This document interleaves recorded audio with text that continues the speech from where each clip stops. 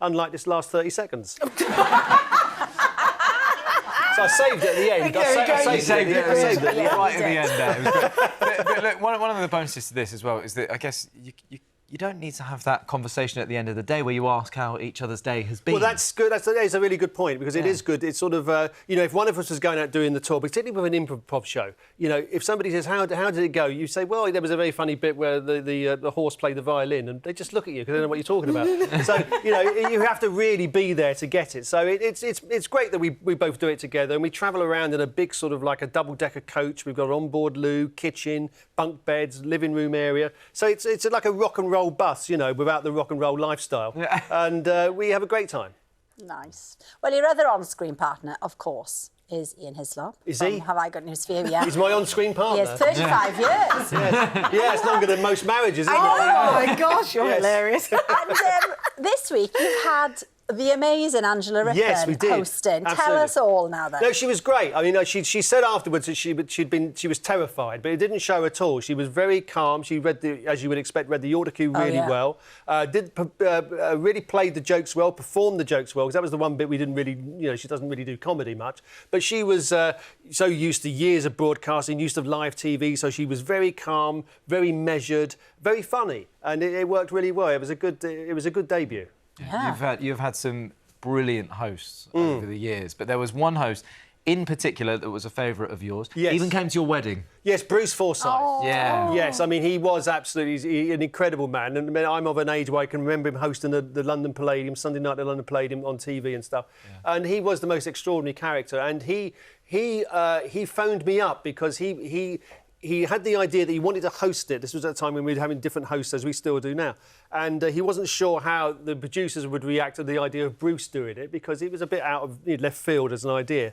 But he phoned me up, and I said, oh, that's a good idea. And I mentioned it to the producers, and he was very grateful. And I got him on the show, and that's what led to him doing Strictly. He revived his TV career, because it's one of those things, sometimes you can disappear for a while and you come back and people say, oh, you know, he's really good. And so he got Strictly off the back of doing Have I. And so how did he end up at the wedding? Was it just close friendship? Well, I don't know. He didn't invite him. He just turned up. Yeah.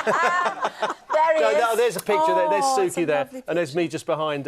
He was. Well, we invited him. Yeah. You know, and I can't dance at all. I've been asked to do Strictly several occasions, but I'm just not a dancer at all. I'm just one of those people who can't dance. And so we practiced the waltz, which is one of the easier ones, and I wasn't particularly good at it. And Bruce at one point said, "Excuse me, I'll just come in here," and he started sort of like dipping Suki and whirling her around, and it was wonderful. You know. Wow. It was great. It was sort of like he was a great man, a wonderful man. Yeah. And have I got news for you? As we said, it's been going 35 years. Yes, isn't it? With my on-screen partner Ian. On-screen partner Ian. So I should have taken the bitterness out of my voice. Didn't mean to sound like that. Filled with something there. There was something there at the back of my throat. But are we right to say, Paul, that when you did a pilot back in 1990, you thought this is hopeless? Oh, it wasn't very good. It was on a very hot June afternoon. It was a Sunday afternoon in a very tiny studio in Wandsworth, TV studio. Nobody in the audience knew what the show was. We there doing it didn't know what the show was, what it would be like, and it was pretty grim. But I think the BBC had already committed to a series, so it was. Thank goodness. On the basis of the pilot, which has never been seen. I mean, it wouldn't be worth looking at, to be honest. It wasn't very good, but but it got better. A producer called Harry Thompson was brought on board, and he came up with a number of games and rounds, which we still do, like the odd one out round, the missing words round, and things like that. And so it sort of developed from there. But initially, it was just a bit of a mess which nobody knew what it was. But which is often the case with new shows. You don't know what it is until you start to do it, you know. No. Yeah, but now, look, the success it's had, it is quite incredible. Exactly. It is, yeah. 35 years with my on-screen partner Ian. Yeah. I still can't get the bitterness out of my voice. You're killing me. You can see that on-screen partnership very soon. Have I got news for you? Continues tonight at 9 o'clock on BBC One and iPlayer, and tickets for Paul and Suki's improv show are on sale now.